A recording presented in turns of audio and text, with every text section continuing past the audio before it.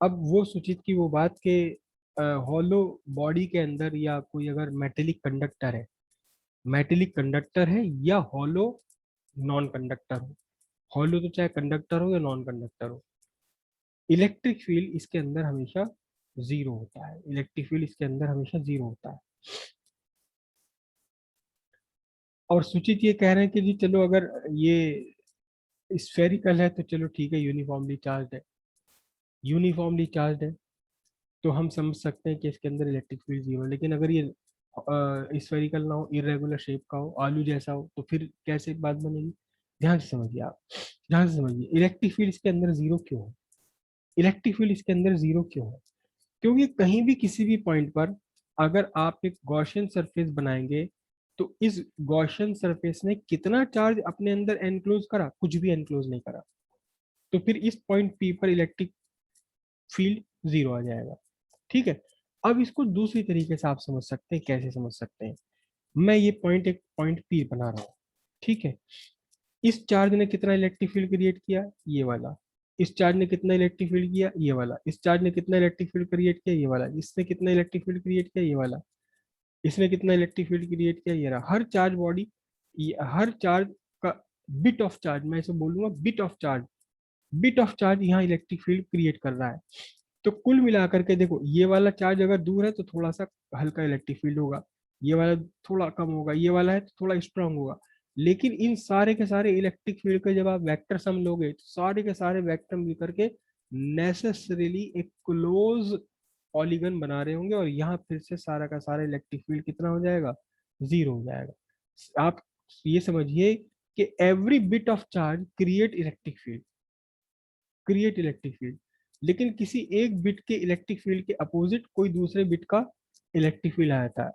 Charge का हर एक टुकड़ा, मैं इस चार्ज को छोटे छोटे टुकड़ों में बांट लेता हूँ, तो चार्ज का हर टुकड़ा यहाँ पर अपना इलेक्ट्रिक फील्ड क्रिएट कर रहा है।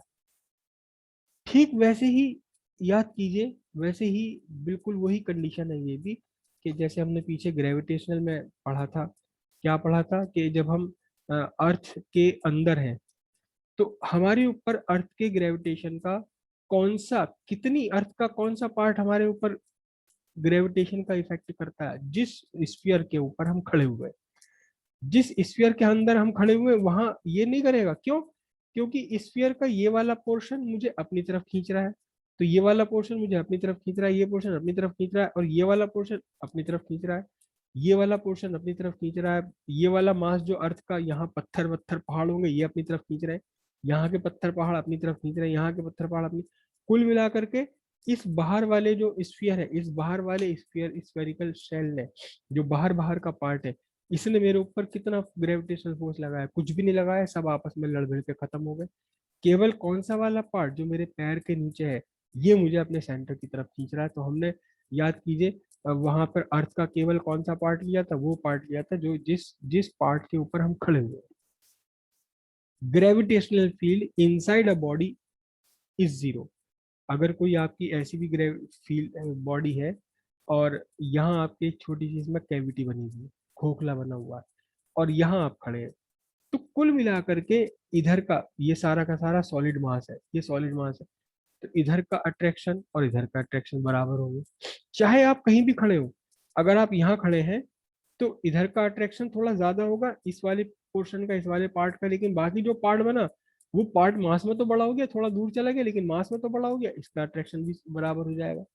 तो किसी भी हॉलो बॉडी के अंदर उस बॉडी का ग्रेविटेशनल फील्ड जीरो। अब इलेक्ट्रिक फील्ड पर आ जाओ, इलेक्ट्रिक फील्ड पर भी यही कहानी है।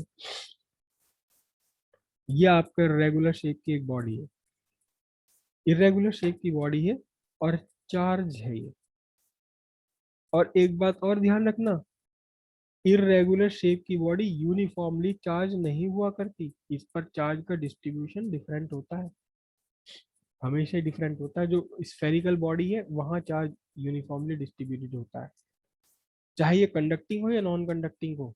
जहाँ कंडक्ट नॉन कंडक्टिंग भी, अगर ये कंडक्टिंग भी है, मेटल की बनी हुई है, तब भी चार्ज का डिस्ट्रीब्यूशन इक्वली नहीं होगा।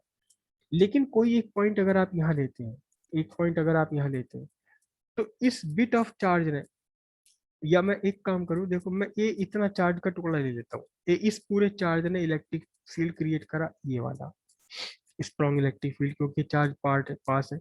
और ये वाला सारे चार्ज दूर है, इसने इलेक्ट्रिक फील्ड, लेकिन है तो ज्यादा चार्ज ये अमाउंट ऑफ चार्ज तो बड़ा है, लेकिन अगर इस पॉइंट से दूर चला गया ये वाला चार्ज, लेकिन चार्ज तो बड़ा है।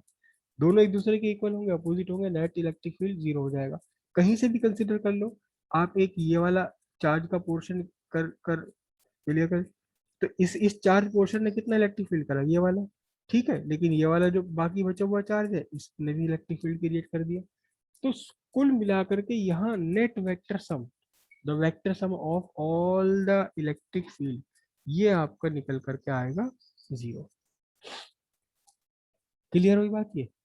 लेकिन ये कंडीशन तब तक है जब तक कि ये चार्ज सरफेस पर डिस्ट्रीब्यूटेड हो।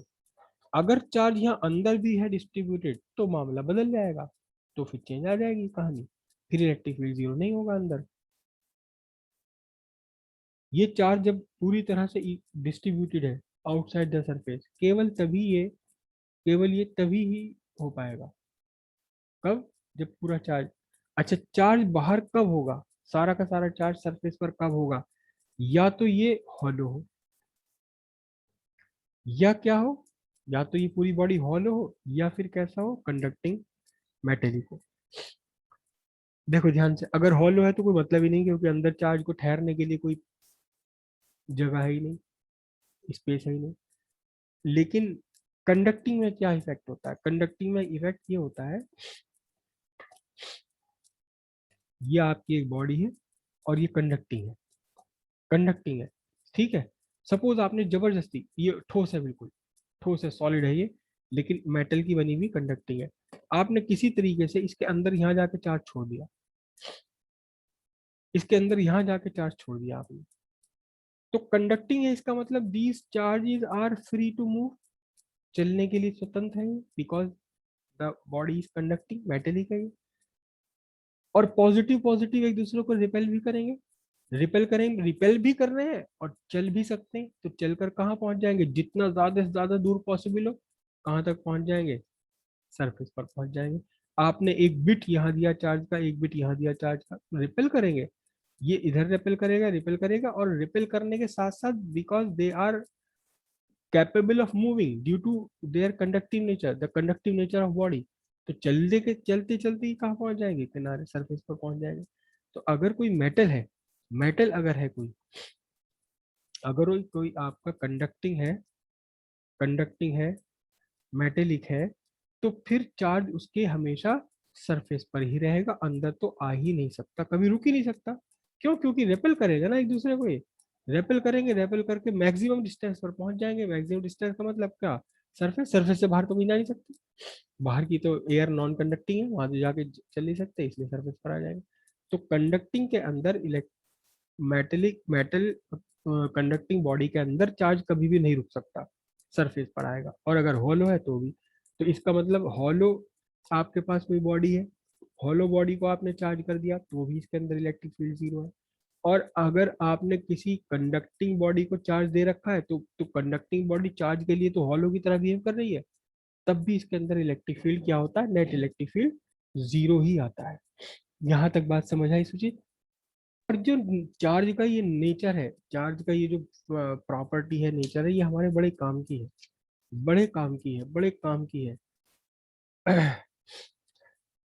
आप रास्ते में जा रहे हैं, जैसे कल कल की ही बात है, जब रात वो तेज बिजली बिजली कड़की, तो मैं सब्जी लेने गया हुआ था, मैं तो खैर पैदल गया था, और 100 तो नहीं, 200 250 कदम के फासले पे मेरे घर से सब्जी का मार्केट है, पूरा बाजार है, तो वो सब्जी वाले तो बैठे हुए थे। मैं गया, बाहर गया, घड़गड़ आसमान में बिजली कड़कने लगी, और मुझे कहीं पे शरण लेनी पड़ी, रुकना पड़ा। तो मेरे लिए कहाँ रुकना ज्यादा पॉसिबल था, मेरे लिए कहाँ रुकना सेफ था, सेफ कहाँ था, एक पेड़ के नीचे या किसी एक दुकान के टीन शेड के नीचे? आप बताइए कहाँ? वो जब बिजली कड़क रही है आसमान में, तो मेरे लिए सेफ प्लेस कौन सा है, कहाँ मैं रुकूं? Sir tin shed. Tin shed के नीचे, बिल्कुल सही आपने कहा। 13। हाँ, क्यों? सर क्योंकि वो कंडक्टर है तो वो इलेक्ट्रिसिटी को कंडक्टर उसमें कर देगा, मतलब जो भी बिजली कड़की है उसे जमीन में कंडक्ट कर देगा, आपके ऊपर नहीं गिरने की। चलो चलो, कुछ हद तक आपकी बात सही है। तो अगर आप रास्ते में जा रहे हैं और बाई दी वे आप कार में है, बस में है, और आसमान में बादल आ जाए और मौसम खराब होने लगे, तो safest place is your car. Safest place is your car, your बस, योर ट्रेन। ये सेफ है सबसे ज्यादा। यहाँ से उतर के मत जाइए, एक साइड खड़े हो जाइए, अपने कार के अंदर बंद कर लीजिए शीशे को। रीजन क्या होता है, रीजन क्या है? ये कार है, ठीक। अगर by the way in the worst condition इसके ऊपर अगर बिजली गिर भी जाती है, तो क्या रहेगा? सारा चार्ज इसके बाहर बाहर ही रहेगा, बाहर बाहर ही रहेगा। अंदर इलेक्ट्रिक फील्ड कितना होगा? अंदर इलेक्ट्रिक फील्ड जीरो हो जाएगा। क्यों? क्योंकि ये पूरी की पूरी मेटेलिक बॉडी है, हॉलो है, मेटेलिक बॉडी है। हॉलो ना भी होती, मेटेलिक बॉडी है, तो सारा का सारा चार्ज क्या रहता है? सारा का सारा चार्ज इसकी सरफेस पर रहता, आपका अंदर नहीं होगा। उसके बाद जब बिजली खत्म हो जाएगी, धीरे धीरे चार्ज ये एयर में डिफ्यूज, बहुत जल्दी डिफ्यूज हो जाता है बारिश के अंदर टाइम में, तो बहुत जल्दी डिफ्यूज हो जाता है, क्योंकि आसपास की एयर भी काफी कंडक्टिंग बन जाती है। तो वो डिफ्यूज हो गया, डिफ्यूज होने के बाद क्या हुआ? आप कार में से आराम से बाहर निकल सकते हैं। तो ये एग्जाम में तो कभी नहीं पूछा गया, लेकिन कभी कभार जो प्रैक्टिकल लेने आते हैं एग्जामिनर, वो इस बात को पूछ लेते हैं कि आप बाहर जा रहे हो, मौसम खराब है, तो आपको क्या करना है? आपको कार से निकल के किसी पेड़ के नीचे खड़े हो जाना। पेड़ के नीचे तो सबसे ज्यादा खतरनाक काम है। पेड़ के नीचे तो सबसे ज्यादा खतरनाक है। आपने कभी देखा भी होगा कि अगर बिजली गिरती है तो ऊंचे पेड़ पे सबसे पहले बिजली गिरती है, और क्योंकि वो जमीन से जुड़ा हुआ है तो सीधे नीचे अर्थ तक कंडक्ट कर देता है, पूरा पेड़ जल जाता है। जबकि ये आपका नॉन कंडक्टिंग रहेगी, क्योंकि टायर पे खड़ी है, और अगर नीचे भी जुड़ा हुआ है, अगर ये अर्थ भी है किसी कारण से, तो भी वो सारा चार्ज अर्थ में चला जाएगा। कार के अंदर कुछ नहीं होने वाला, बशर्ते कि इस चार्ज से, स्पार्क से कार के फ्यूल में कोई आग ना लगे। अगर कहीं से कोई फ्यूल लीक कर रहा होगा तो फिर स्पार्किंग से आग लग सकती है, वो एक अलग फिनोमिनल है। लेकिन अगर पूरी की पूरी कार सेफ है, इनफैक्ट कई बार आप अगर देखें ध्यान से तो यूट्यूब पर आपको मिल जाएगी कि उड़ते हुए एरोप्लेन पर बिजली गिरी, एरोप्लेन के थ्रू, और एरोप्लेन को कुछ भी पता नहीं चला। क्यों? क्योंकि मेटेलिक है वो, उसके अंदर कुछ भी नहीं होने वाला। आपको मिल जाएंगे यूट्यूब पर ये इस तरह की वीडियो, देखिएगा। सेकंड लिंक भेज रहा हूँ आपको, है ना।